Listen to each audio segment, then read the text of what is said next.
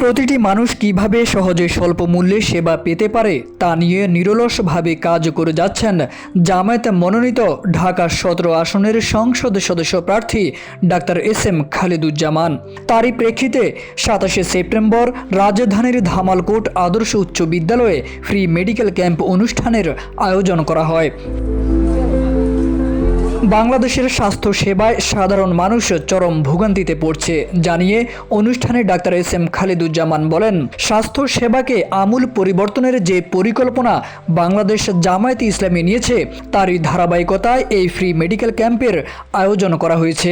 বিশ্ব সম্প্রদায়ের যে আস্থা, দেশ জনমানুষের যে আস্থা, এই আস্থা নিয়ে বাংলাদেশের জামায়াতে ইসলামী আগামীতে ইনশাল্লাহ ডাক্তার শফিকুর রহমান নেতৃত্বে সরকার গঠন হবে এবং এই দেশের মানুষ একটা আমূল পরিবর্তন আশা করি পাবে।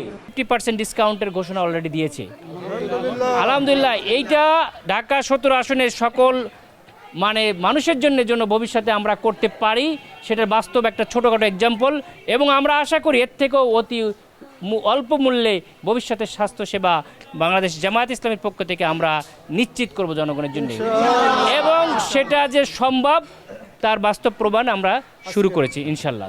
যারা এইখানকার ঔষধ কিনতে পারবে না তাদেরকে আমরা কিছু ঔষধ দিচ্ছি এবং যারা একদম পারবে না তারা আমাদের দায়িত্বশীলের মাধ্যমে যোগাযোগ করলে তাদের আমরা আরও কিছু ঔষধপত্রের ব্যবস্থা করব আমাদের সামর্থ্যের মধ্যে ইনশাআল্লাহ। ডাক্তার খালেদুজ্জামান বলেন, আমরা যদি মানুষের দোরগোড়া যেতে পারি তাহলে এদেশের মানুষ জামায়াতকে আগামীতে তাদের মণিকোঠার আসনে বসাবে।